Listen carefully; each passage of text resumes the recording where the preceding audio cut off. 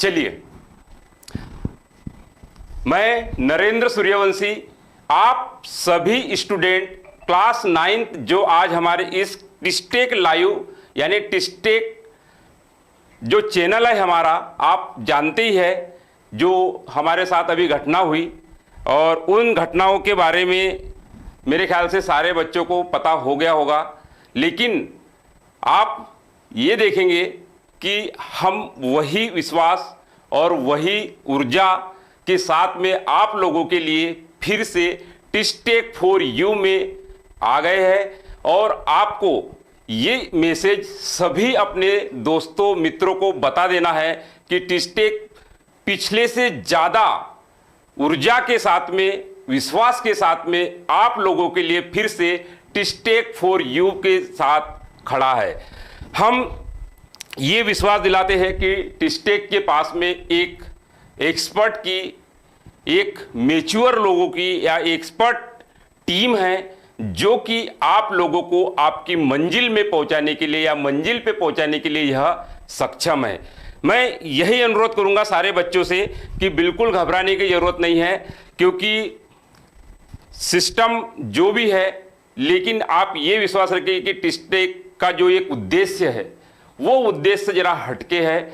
हमारा उद्देश्य बच्चों को अपने मंजिल तक पहुंचाना है, एक मार्ग दिखाना है, और हम उस उद्देश्य को पूरा करने के लिए चाहे किसी भी स्तर की हमें मेहनत करना पड़े या कुछ भी करना पड़े, वो उद्देश्य हम जरूर पूरा करेंगे। लेकिन उस उद्देश्य को पूरा करने के लिए आप सभी बच्चों का हमें बहुत सहयोग चाहिए, क्योंकि एक टीचर की सक्सेस उनके स्टूडेंट से होती है।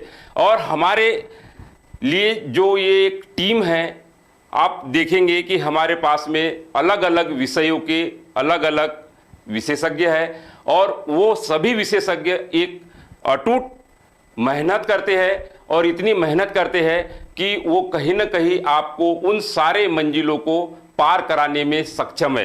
तो हम आज की, चूँकि ये मेरी इस चैनल की हम ये कह सकते हैं कि आज हम स्टार्टिंग कर रहे हैं, और उस स्टार्टिंग के साथ में हम जो अब स्टार्टिंग करेंगे, हम यहाँ पे जैसे क्लास 9th की बात कर रहे हैं, तो यहाँ से हम शुरुआत करेंगे कि हम पहला चैप्टर जो बायो में हम पढ़ते हैं वो है हमारा कोशिका, यानी कि जीवन की मौलिक इकाई।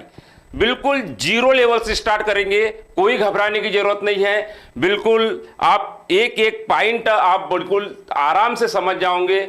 मतलब कि आप यदि यहाँ आते हो तो मेरा एक अनुरोध है कि आप अपने साथ में कापी पेन लेके बैठे, क्योंकि यहाँ पे जो चीज़ें पढ़ाई जाएंगी उसको कहीं ना कहीं आप अपने नोट्स के रूप में भी तैयार करें। वैसे तो हम सारी चीज़ें यहाँ पे आपको पूरी बता देंगे, लेकिन तब भी कहीं ना कहीं आपकी कॉपी में अगर वो चीज़ें जाती है तो वो और अधिक आपको एग्जाम की दृष्टि से काफ़ी सहयोग प्रदान करती है। तो मेरे ख्याल से सारे बच्चे जो कि अब 9th क्लास में है, वो कहीं ना कहीं एक अपनी एक अलग स्टेप प्राप्त की है, क्योंकि वो क्लास 8th से क्लास 9th में आ चुकी है। अब क्लास 9th और 10th उनके लिए एक अलग से, यानी कि हाई स्कूल की तरफ आ गए हैं। उनका एजुकेशन का स्तर बढ़ चुका है, क्योंकि क्लास 8th में आपको समझ में नहीं आता था कि विज्ञान में केमिस्ट्री, फिजिक्स, बायोलॉजी, लेकिन यहाँ पे आप क्लास 9th में देखोगे कि तीनों भी चीज़ें आपको अलग अलग होगी। क्लास में आपको बायोलॉजी मिलेगी, यहाँ पे आपको अलग से केमिस्ट्री मिलेगी, और यहाँ से आपको फिजिक्स, क्योंकि विज्ञान के 3 भाग मैं बोल रहा हूँ कि विज्ञान में आपको फिजिक्स यानी भौतिक शास्त्र, रसायन शास्त्र और जीव विज्ञान। तो हम यहाँ पे जो बात करेंगे वो करेंगे आपके जीव विज्ञान, यानी कि जीवों का विज्ञान। जीवों का विज्ञान क्या होता है? देखो ये शब्द बड़ा, इसको ऊपर समझे कि जीव विज्ञान आखिर हम इसको क्यों कहते हैं। देखो मैं यहाँ पे जीव विज्ञान की बात कर रहा हूँ, यही आपका विषय है। अब जीव विज्ञान 2 चीजों से है, एक तो यहाँ पे यह है जीव, और प्लस यहाँ पे बात की गई है विज्ञान। विज्ञान का मतलब क्या होता है? विज्ञान का मतलब होता है किसी चीज को जानना, नॉलेज। मतलब जीवों का अध्ययन। सीधी सी बात करें कि हम यहां पे अगर इसका पूरा शाब्दिक अर्थ निकालें तो इसको बोलते हैं जीवों का अध्ययन। जिस विज्ञान की वह ब्रांच जिसमें हम जीवों का अध्ययन करते हैं उसको हम जीव विज्ञान कहते हैं। सीधी परिभाषा है कि भाई अगर आपसे पूछा कि जीव विज्ञान क्या है तो हम यही कहेंगे कि जीवों का अध्ययन, विज्ञान की वह शाखा जिसमें जीवों का अध्ययन किया जाता है उसको हम क्या बोलते हैं, जीव विज्ञान कहते हैं। दूसरी बात, जीव विज्ञान की भी अगर आप बात करोगे तो जीव विज्ञान को भी हम दो प्रमुख ब्रांचों में बांट सकते हैं। एक होता है प्राणी शास्त्र, प्राणी शास्त्र, और एक होता है वनस्पति शास्त्र। प्राणी शास्त्र और वनस्पति शास्त्र। प्राणी यानी कि जीव में यानी जंतु जो होते हैं उनको हम बोलते हैं प्राणी शास्त्र। अब जंतु और पादपों में मेरे ख्याल से आपको अंतर सभी को मालूम है। पादप मतलब होते हैं पेड़ पौधे, जो आपके आसपास छोटे पौधे से लेके बड़े पौधों तक जितना भी एक पूरे पेड़ पौधों की एक श्रेणियां होती है, इनको हम वनस्पति शास्त्र में पढ़ेंगे, यानी पेड़ पौधों का अध्ययन। और एक जंतु यानी जंतु जिसमें हम एनिमल्स जिसको हम कहते हैं जंतुओं का अध्ययन हम यहाँ पे प्राणी शास्त्र या जंतु विज्ञान, इसको हम जंतु विज्ञान भी कहते हैं। क्या बोलते हैं, जंतु विज्ञान। वैसे तो इनमें भी बहुत सारी ब्रांचेस है, लेकिन हम अभी फिलहाल इतनी ही बात करेंगे कि जीव विज्ञान, जीवों का अध्ययन को हम जीव विज्ञान कहते हैं। और हम यहाँ पे बात करेंगे कि इसको हम प्राणी शास्त्र और यहाँ पे हम वनस्पति शास्त्र में दो इनकी प्रमुख शाखाएं होती है। अब चूंकि हम यहाँ पे बात कर रहे हैं कोशिका, कोशिका एक ऐसी विषय वस्तु है जो कि आप यदि बायोलॉजी या आप यदि विज्ञान के बच्चे हैं तो कोशिका को जानना जरूरी है। क्योंकि संसार में कोशिका शब्द की अगर मैं बात करूं तो जितनी भी जैव जगत है, जितना भी जैव जगत है, जैव जगत मतलब जिनको हम जीव कह सकते हैं, वो सभी जीव जो होते हैं इसी कोशिका के बने होते हैं। मतलब ये शब्द पे आप ध्यान दीजिए कि मैं कह रहा हूं कि हम जितने भी अध्ययन करेंगे जीव विज्ञान का तो कोशिका के बिना सब अधूरा है। क्योंकि कोशिका ही सबकी यूनिट होती है या एकक होती है या इकाई होती है। इन शब्दों के ऊपर हम बिल्कुल विस्तार में बात करेंगे जो मैं यहां पे बात कर रहा हूं। अब सबसे पहले हम बात कर लेंगे कोशिका आखिर होती क्या है, कोशिका किसे कहते हैं, कोशिका दिखते कैसी है, कोशिका कितने प्रकार की होती है, उन तमाम बातों के ऊपर हम बात करेंगे। सबसे पहले तो मैंने जो हेडिंग लिखी है, कोशिका जीवन की मौलिक इकाई। बिल्कुल मौलिक। मौलिक का मतलब क्या होता है, फंडामेंटल, बेसिक। यह बात क्यों कही हमने यहां पे, सिर्फ एक ही बात लिखी है, जीवन की मौलिक इकाई, जिसके कारण जीवन है, जिससे जीवन बना है, मतलब उसको हम क्या बोलते हैं, मौलिक इकाई। क्योंकि इस इकाई के बिना जीवन की कल्पना संभव नहीं है। यानी मैं सीधे शब्दों में अगर मैं बात करूं कि कोशिका हमारे जीवन की या सभी जीवों के जीवन की मौलिक इकाई होती है। क्योंकि सभी जीव जिसमें जीवन होता है, सभी जीव वह कोशिकाओं से मिलके बने होते हैं। चाहे वह पादप हो, क्योंकि पादपों में भी जीव होता है, चाहे वह जंतु हो, चाहे वह सूक्ष्म जीव हो, चाहे वह दैत्याकार या बड़े जीव हो, किसी भी समूह के जीव सभी जीव कोशिका से मिलकर बने होते हैं। ये शब्द आप बिल्कुल गांठ बांध के लिए, मैं क्या बोल रहा हूं, एक स्टेटमेंट याद रखिएगा कि सभी जीव कोशिका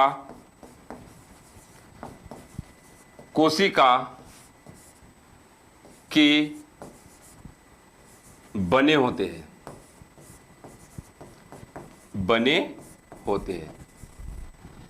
मतलब अभी बताया कि कोई भी जीव हो वह कोशिका से मिलके बना होता है, चाहे वह एक कोशिकीय जीव हो, चाहे वह बहुकोशिकीय जीव हो। एक कोशिकीय क्या होता है, बहुकोशिकीय क्या होता है, ये आपको अभी आगे बहुत पढ़ने को मिलेगा। जैसे नाम से क्लियर है कि एक कोशिका का मतलब होता है कि उसका शरीर एक कोशिका का बना होगा। बहुकोशिका का मतलब था बहु मतलब बहुत ज्यादा कोशिका, तो बहुकोशिकीय जीव होते हैं, एक कोशिकीय जीव होती है। यही हमें यहाँ पे आज डिस्कस करेंगे। मैं सिर्फ ये स्टेटमेंट में ध्यान दीजिए कि ये बात हमेशा याद रखिएगा कि कोई भी जीव हो वह सभी जीव कोशिका से मिलके बने होते हैं, चाहे कोई भी जीव हो। अब जीव किसे कहते हैं, आपको मालूम होगा कि जीवों की अपनी कुछ विशेषताएं होती है। आप सजीव और निर्जीव दोनों के अंतरों के ऊपर आप पिछले क्लासों में बात कर लीजिए। सजीव किसे कहते हैं, यानी जिसमें जीवन होता है उसको हम सजीव कहते हैं, जिसमें जीवन नहीं होता है उसको हम निर्जीव कहते हैं। सजीवों के कुछ जैविक प्रक्रियाएं होती है, वह जैविक प्रक्रियाएं उनके जीवन में लगातार चलती है। तो यह भिन्न भिन्न दोनों में अंतर हम पिछले क्लासों में भी और आप सभी लोग भी जानते हैं कि जीव को सभी जो पहचान लोगे, निर्जीवों को भी आप लोग पहचान लोगे। तो जिनको हम सजीव कहेंगे उनका शरीर जो है वह कोशिकाओं से बना होता है। ये बात हो गई। मैं दूसरी बात, कोशिका क्या है, बहुत अच्छा क्वेश्चन। कोशिका क्या है, यदि हम इनको डिफाइन करना चाहे कि कोशिका क्या है, कोशिका को हम जीवन की संरचनात्मक एवं क्रियात्मक इकाई कहते हैं।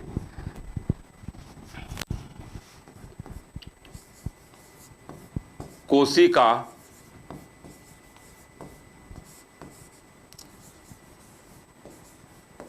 जीवन की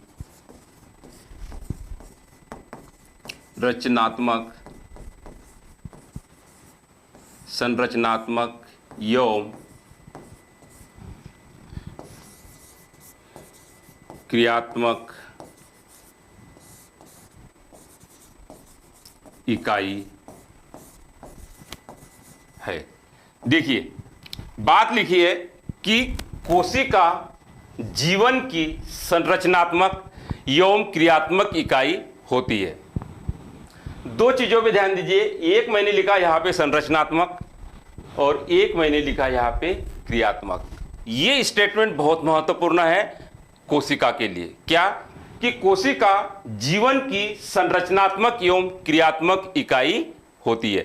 तो यह बात ध्यान रखिएगा कि कोशिका जीवन की संरचनात्मक एवं क्रियात्मक इकाई क्यों, इसे क्यों कहते हैं हम संरचनात्मक एवं क्रियात्मक इकाई। तो मैं यही बात करूंगा। बच्चे ऋषिकेश कुमार अच्छा लाइव के बारे में कुछ बच्चे थोड़ा सा मेरे को लगता है लेट हो गए थे हम लोग। उसका रीज़न नेटवर्क का प्रॉब्लम आ रही थी, बारिश का मौसम चल रहा है और कहीं ना कहीं टेक्निकल प्रॉब्लम्स के कारण थोड़ा सा कुछ मिनट अपन लेट हुए।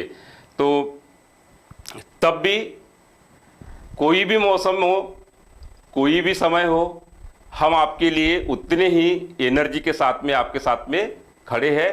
तो कोई दिक्कत नहीं है। थोड़ा बहुत आगे आपको चीज़ें अगर ऐसे आती है, कोई टेक्निकल प्रॉब्लम्स कभी कभी आ जाती है, तो उसको भी अपन फेस करते हुए आगे निकलेंगे।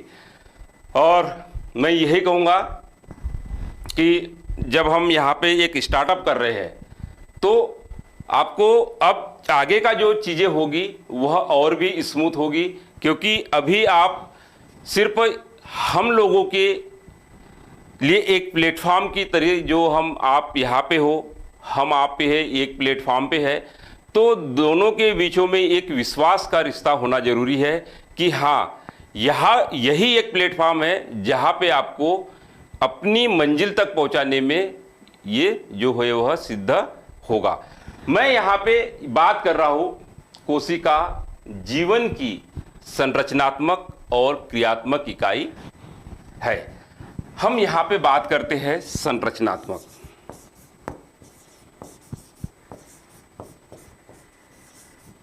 क्या हुई? संरचनात्मक। और दूसरी बात मैं करता हूं क्रियात्मक। दो बातों पे हम बात करेंगे। संरचनात्मक का मतलब क्या होता है? किसी चीज का स्ट्रक्चर, संरचना किससे बनी है उसको बोलते हैं हम संरचनात्मक इकाई। इकाई का मतलब क्या होता है? उन कई सारे इकाइयों से या उस इकाई से। देखो दोनों चीजें अलग अलग है। मैं एक बोल रहा हूं कि संरचनात्मक इकाई, अगर मैं यहां पे बात करूं, दो प्रकार के जीव होते हैं। एक कोशिका से बना जीव भी होता है और एक से अधिक कोशिकाओं के बने जीव भी होते हैं। जैसे मैं यहां पे आपके सामने खड़ा हूं, ये एक लिविंग ऑर्गेनिज्म हूं, एक जीव हूं, ह्यूमन हूं, आप कुछ भी कहे, लेकिन मुझ में भी जीवन है। तो क्या मेरा शरीर इस कोशिका से बना है?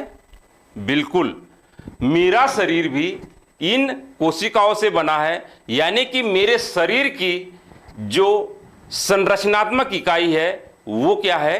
यह कोशिका है। कोशिका कई सारी कोशिकाओं से मिलकर मेरा शरीर बना है। यानी कि मेरा शरीर बहुकोशिकीय प्राणी, यानी बहुकोशिकीय प्राणियों में हमें रखेंगे। ठीक है, बहुकोशिकीय का मतलब कि कई सारी कोशिकाओं से मिलके मेरा शरीर बना, यानी कि मैं एक बहुकोशिकीय प्राणी हूं।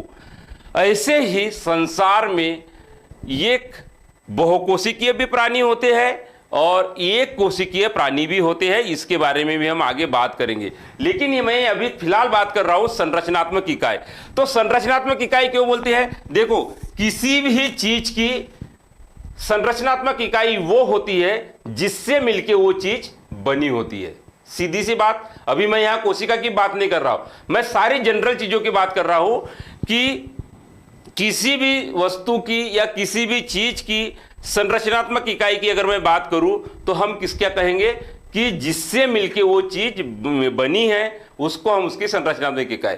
तो मैंने ऊपर ही बात किया था कि सभी जीव कोशिका से मिलके बने होते हैं, तो इसीलिए हम इसको कोशिका को जीवन की संरचनात्मक इकाई कहते हैं। तो ये बात हो गई। जैसे अगर आपसे पूछा कि कोई दीवार है, ठीक, दीवार कैसे बनती है? हम ईंटें जोड़ते और चुनाई करते हुए एक पूरी दीवार का निर्माण करते हैं। जैसे मैंने आपका कहा भाई ये यहां से एक वॉल बनानी है, ठीक है, ये क्या है? पूरी एक वॉल है या एक दीवार है। इस दीवार को अगर मैं देखूं जाए तो हम क्या करते हैं? इस प्रकार से ये क्या है? ईंटें है और ये ईंटों से मिलके क्या बन रही है? दीवार बन रही है। बताइए, बन रही है? इसी प्रकार से करता है मिस्त्री काम। ठीक, ये दीवार बन गई। ठीक, अब आप बताइए कि ये दीवार कैसे मिलके बनी है? तो ये क्या है? ईंट है। तो ये ईंट एक बहुत सारी इकाइयां है, मतलब एक ईंट और ऐसी कई सारी ईंटें। ये ईंटें एक के ऊपर एक इस प्रकार से इन्होंने अरेंज की और क्या बना ली? एक पूरी दीवार बना ली। अब यहां पे ईंट जो है ये क्या होगी?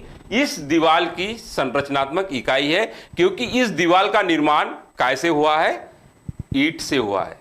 तो ऐसे ही भाई दीवारें मिलके तो मकान बन ही जाता है। ऐसे कई सारी दीवारें हमारे मकान में होती है, लेकिन हम आफ्टर ऑल अगर पूरे मकान की भी अगर बात करें तो उसकी इकाई जो होगी या उसकी संरचनात्मक इकाई जो होगी वो होगी ईंट। और ऐसे ही अगर मैं बात करूं कि कोई भी जीव हो, चाहे पादप हो, चाहे एक कोशिकीय जीव हो, चाहे बहुकोशिकीय जीव हो, उनका शरीर कोशिका से मिलकर बना होता है। तो उनके संरचनात्मक या उनके शरीर की जो संरचनात्मक इकाई होती है वो क्या होती है? कोशिका। इसलिए हम कोशिकाओं को क्या बोलते हैं? जीवन की संरचनात्मक इकाई। दूसरी बात हम करते हैं क्रियात्मक। हम जानते हैं कि जीवों में जितने भी फंक्शन होते हैं या जितनी भी क्रियाएं होती है वो सब कोशिका के माध्यम से होती है, यानी कोशिकाओं में होती है। चाहे वह एक कोशिकीय जीव हो, चाहे वह बहुकोशिकीय जीव हो। एक कोशिकीय जीव जैसे हम बात करते हैं कि अमीबा एक कोशिकीय जीव है, उनका शरीर पूरा एक कोशिका से मिलकर बना होता है। तो जीवन को चलाने के लिए वो तमाम प्रक्रिया जिसको हम जैविक प्रक्रियाएं कहते हैं, वो सभी प्रक्रियाएं इस एक कोशिका के अंदर होती है। तो हम यह कहेंगे कि यह कोशिका की जो कोशिका होती है यह जीवन की क्रियात्मक सट की बात है। एक महान वैज्ञानिक, वास्तव में यह वनस्पति शास्त्री थे। ये वैज्ञानिक कौन से थे? वनस्पति शास्त्री, यानी कि जो पेड़ पौधों का अध्ययन करते हैं या उनकी जो रिसर्च करते हैं वो इनको हम बोलते हैं वनस्पति शास्त्री। वनस्पति शास्त्री या बॉटनिस्ट हम इसको कह सकते हैं। इन्होंने 1665 में कोशिका की खोज की थी, लेकिन इनका नाम क्या है वो तो जाना ही नहीं हमने। इनका नाम है रॉबर्ट हुक। क्या है? Robert Hooke. रॉबर्ट हुक ये एक अंग्रेज वैज्ञानिक थे। क्या थे? अंग्रेज वैज्ञानिक। और इन्होंने सबसे पहले कोशिका की खोज का जो श्रेय जाता है वो इनको जाता है। कैसे की खोज, इसी के बारे में हम यहां पे डिस्कस करेंगे। देखिए इन्होंने क्या किया, एक कार्क क्या होती है आप सभी लोग जानते हैं कि पहले के समय में या अभी भी आपने देखा होगा कि कांच की बाटल होती है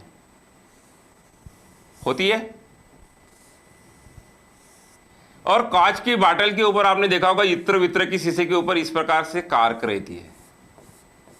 ठीक, इस प्रकार से इसको हम क्या बोलते हैं? कार्क। ये कार्क किस चीज का बना होता है? तो कार्क जो वृक्ष की छाल होती है या जो पेड़ की छाल होती है, इस छाल से मिलके क्या बनता है? यह कार्क बनाई जाती है। मतलब यह कार्क से मिलके बना होता है। अब ये कार्क के बारे में मैं यहां पे क्यों डिस्कस किया? क्योंकि कोशिका की खोज में इस कार्क का बड़ा महत्वपूर्ण योगदान था। क्या महत्वपूर्ण योगदान था हम यहां पे बात करते। देखिए रॉबर्ट हुक साहब ने क्या किया, इनका स्वयं निर्मित एक माइक्रोस्कोप था, सूक्ष्मदर्शी, बहुत साधारण सूक्ष्मदर्शी था। ये सूक्ष्मदर्शी ऐसा जो आप देख रहे हो कि एक प्रकार का यहाँ पे एक पाइप है, ऊपर शायद इनका उस समय का निर्मित कोई कैमरा होगा और यहाँ पे रख के इन्होंने उस कार्क की एकदम पतली झिल्ली, पतली काट, इतनी पतली काट, मान लो ये कार्क है तो एकदम बारीक, एकदम थिन काट क्या की इन्होंने काटी। अब वो कार्क यहां पे देखने के बाद इनको कुछ इस प्रकार से दिखाई दी। कैसे दिखाई दी? वह इस प्रकार से हमें क्या, उन्हें हमने तो देखा ही नहीं। ये काट में इनको इस प्रकार की कुछ संरचनाएं दिखी। ये संरचनाएं कैसी थी? ये संरचनाएं बिल्कुल एक मधुमक्खी के छाते के समान। मधुमक्खी का छाता देखा है? मधुमक्खी का छाता क्या होता है? ऐसे इस प्रकार से इनमें क्या होते हैं, आपने देखा होगा मधुमक्खी का छाता। आपने कभी तोड़ी या नहीं तोड़ी? हमने तो बचपन में बहुत तोड़ी मधुमक्खी के छाते।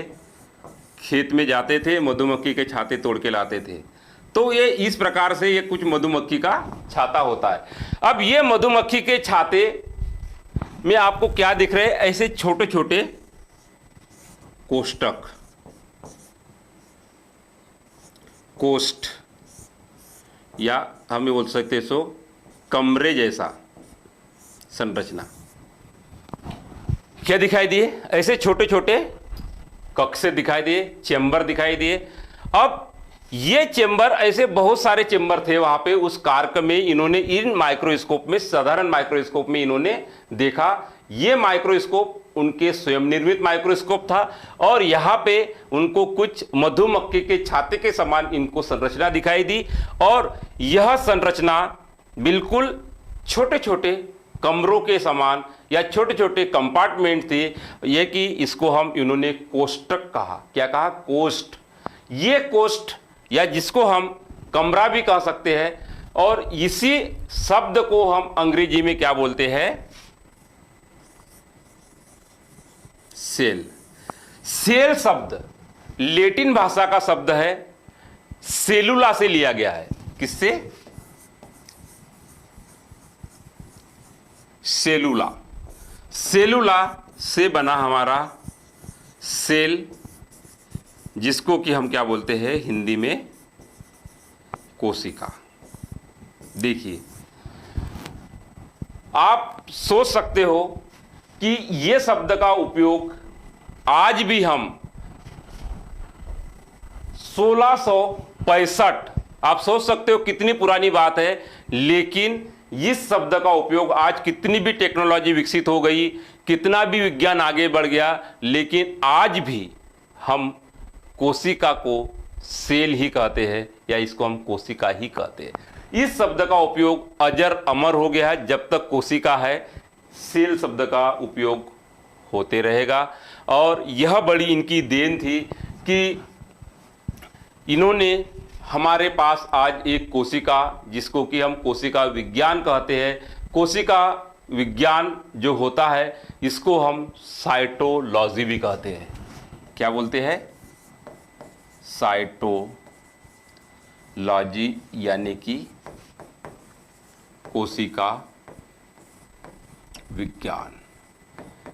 कोशिका विज्ञान में रॉबर्ट हुक साहब का योगदान हमेशा अतुल्य रहेगा। इनकी कोई तुलना नहीं, क्योंकि ये कोशिकाओं को हमारे सामने लाने का काम जो है वह रॉबर्ट हुक नामक वैज्ञानिक ने किया।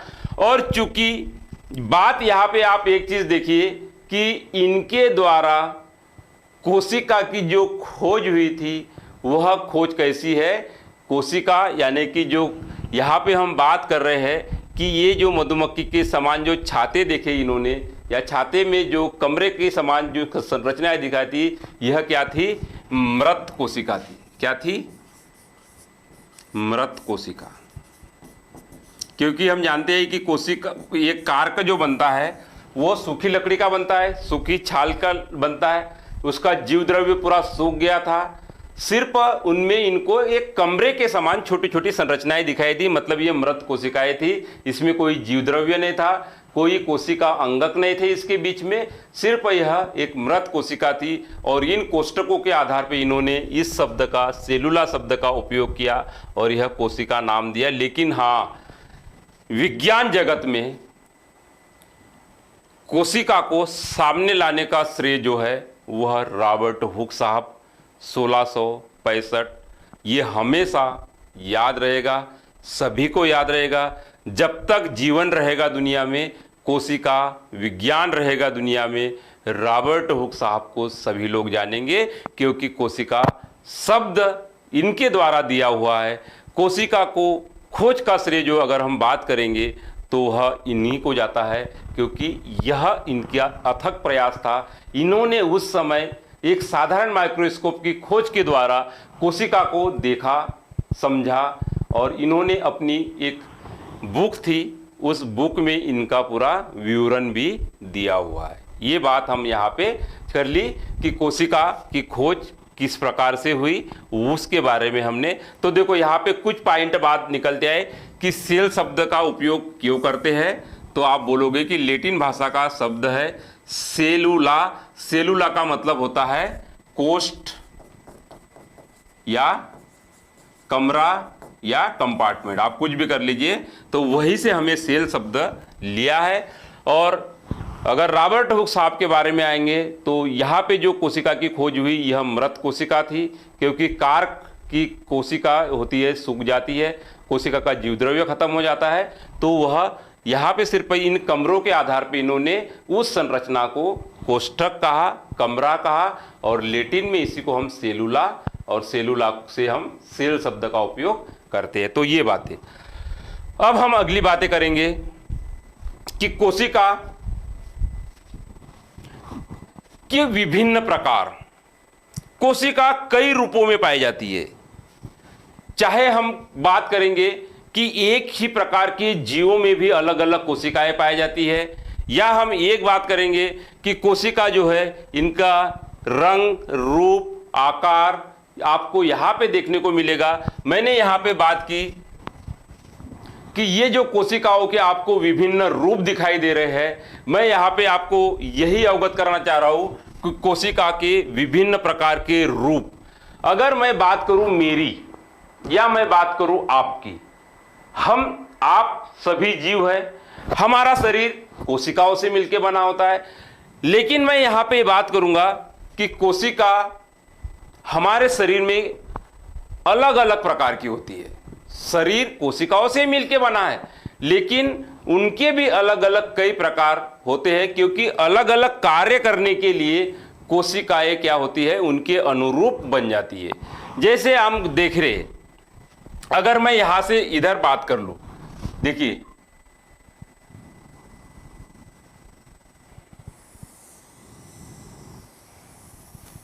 इधर, ये तमाम कोशिकाएं जो है वह मानव कोशिकाएं है। कौन सी कोशिकाएं? मैंने यहां से यहां तक बात की, ठीक। ये तमाम क्या है? मानव कोशिकाएं है। मैं एक एक करके बताऊंगा कि अगर मैं मानव की बात करूं, हमारा शरीर भी कोशिकाओं से मिलकर बना होता है, तो यह कोशिकाओं की विभिन्नताओं को बताता है कि कोशिकाएं विभिन्न प्रकार की होती है।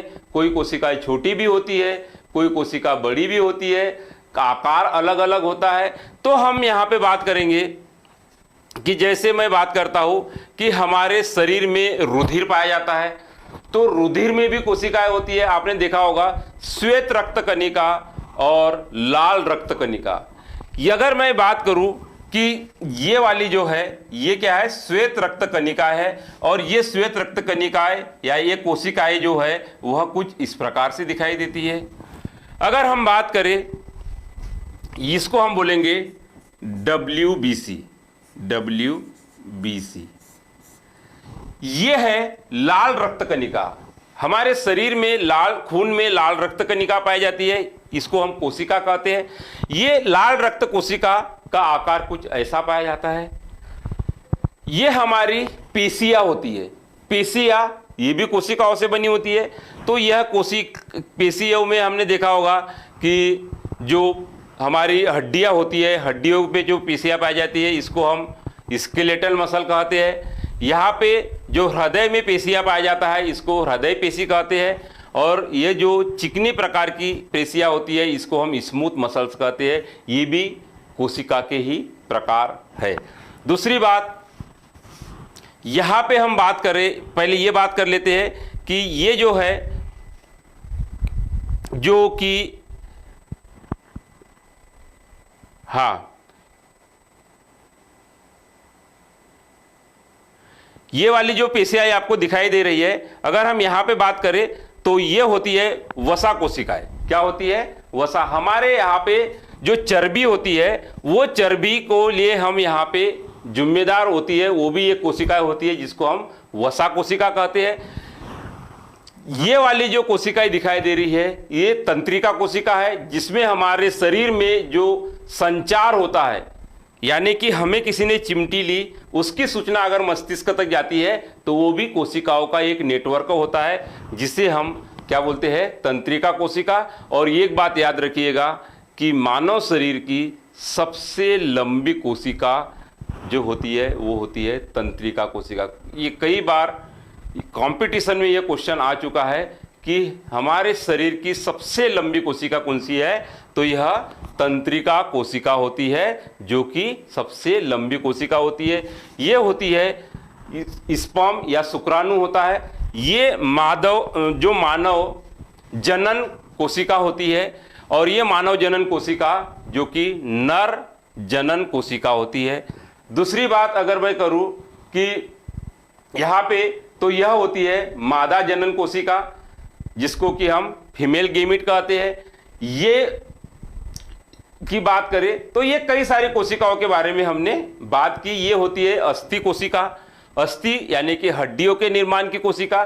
तो मैंने क्या बात की, मैंने कुछ कोशिकाओं का आपको परिचय करवाया। यहाँ पे क्या करवाया, कुछ परिचय करवाया कि ये विभिन्न प्रकार की ये कोशिकाएं हमारे एक ही शरीर है, लेकिन उसमें भी कोशिकाएं अलग अलग प्रकार की आपको देखने को मिली।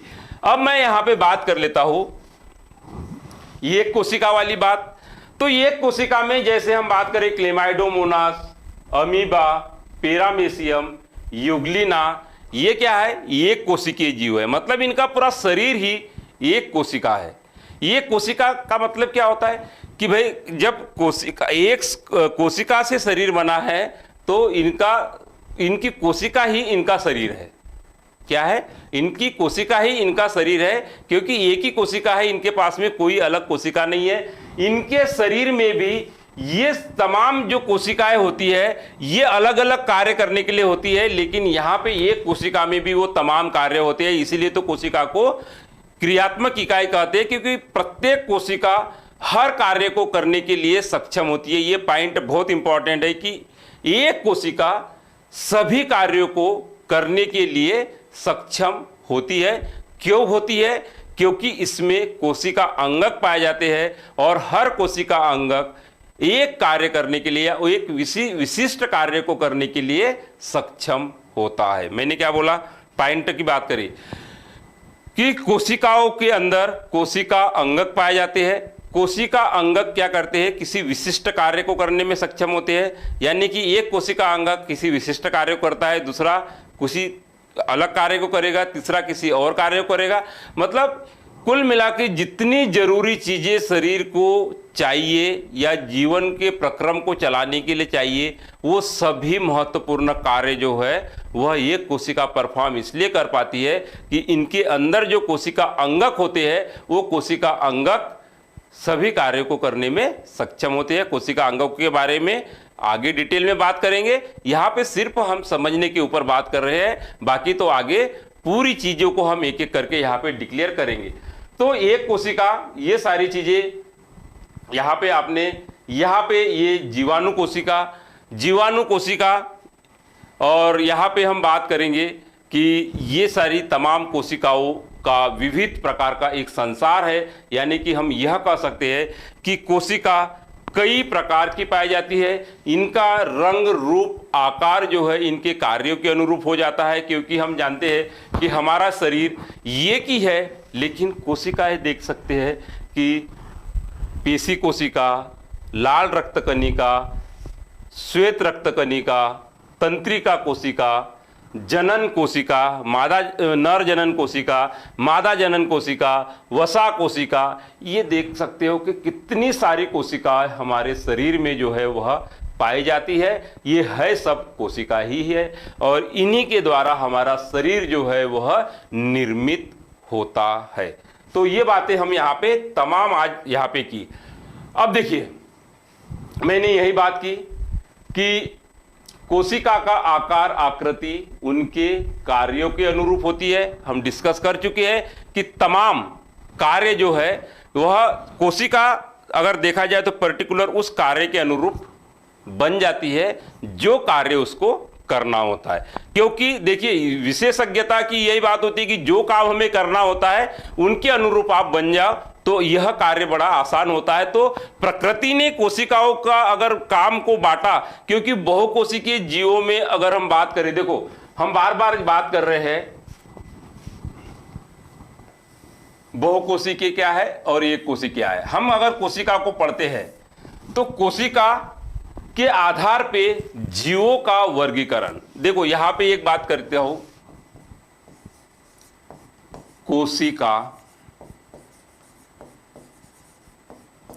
कोशिकाओं के